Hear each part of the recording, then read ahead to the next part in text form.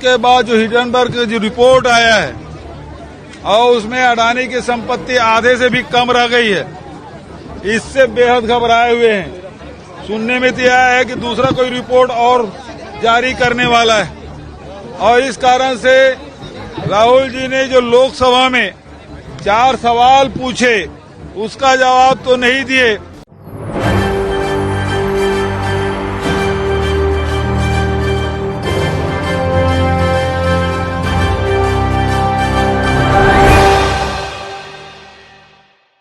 क्या अब गौतम अडानी के खिलाफ जेपीसी जांच का गठन होना तय है और क्या अब जेपीसी जांच से तय हो जाएगा कि आखिरकार क्या रिश्ता जुड़ा है प्रधानमंत्री नरेंद्र मोदी का गौतम अडानी से। नमस्कार, मैं हूं राहुल शर्मा, आप देख रहे हैं SPN9 न्यूज। स्वागत है आप सभी का आज की बड़ी खबर में और इस बड़ी खबर की शुरुआत गौतम अडानी से कर रहे हैं। जी हां, सड़क से संसद तक अडानी का मुद्दा गूंज रहा है।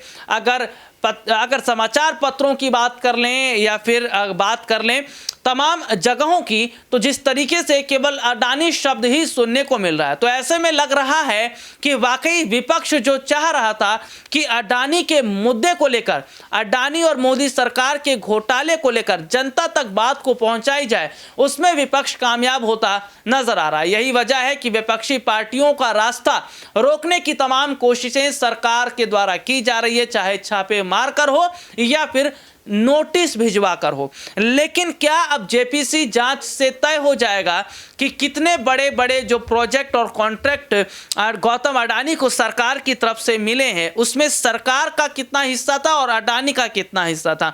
देखिए, सीधे तौर पर देखा जाए तो फिलहाल काफी समय से जिस जेपीसी जांच को लेकर विपक्ष कह रहा था, अब वो मुद्दा कोर्ट में दोबारा से उठाने की बात कही जा रही है। यह कहा जा रहा है कि अब इस पूरे मुद्दे को उठाया जाना जरूरी है। कैसे अडानी के मुद्दे पर कांग्रेस पार्टी के एक नेता ने बयान दिया और कैसे उन्होंने ये कह दिया कि अब कोर्ट में भी इस मुद्दे पर सुनवाई होनी चाहिए। देखिए रिपोर्ट। भारतीय जनता पार्टी और केंद्र सरकार बेहद डरी हुई है और उसके डर का कारण आप सब जानते हैं कि राहुल जी की जिस प्रकार से पदयात्रा हुई, सफलतम पदयात्रा, ऐतिहासिक पदयात्रा, और उसके बाद जो हिंडनबर्ग का जो रिपोर्ट आया है और उसमें अडानी की संपत्ति आधे से भी कम रह गई है, इससे बेहद घबराए हुए हैं। सुनने में तो आया है कि दूसरा कोई रिपोर्ट और जारी करने वाला है और इस कारण से राहुल जी ने जो लोकसभा में 4 सवाल पूछे उसका जवाब तो नहीं दिए। लेकिन पहली बार ऐसा हुआ है कि सत्ता पक्ष ने लोकसभा राज्यसभा दोनों को बाधित किया, चलने नहीं दिया। 2 सप्ताह से ये स्थिति बनी हुई है और अब नड्डा जी ये सवाल कर रहे हैं कि पिछड़ी जाति की हैं, पिछड़ी की अब राजनीति करने लगे हैं। आप सवाल का जवाब क्यों नहीं देते सीधा सीधा? अडानी से आपके संबंध क्या है? विदेश यात्रा कितने बार गए हैं? सेल कंपनियों से पैसे कैसे रूट हुआ? इन जो 3-4 सवाल है उसका जवाब क्यों नहीं देते?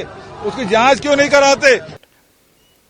ये रिपोर्ट आपने देखी जिसमें विस्तार से हमने अपने दर्शकों को दिखाया। और देखिए, सबसे बड़ी बात है कि एक और जहां विपक्षी पार्टियों के पास तमाम ऐसे मुद्दे हैं जो मुद्दे चुनाव में उनको फायदा पहुंचा सकते हैं, तो वहीं सत्ता पक्ष की तरफ से कहा जाए तो सत्ता पक्ष अभी फिलहाल कोई भी काम करने से बच रही है। हालांकि अभी हाल ही में देखने को मिला, बिहार हो या फिर बंगाल हो, कई ऐसे राज्य जहां पर 2 समुदायों के बीच में झड़प देखने को मिलती है।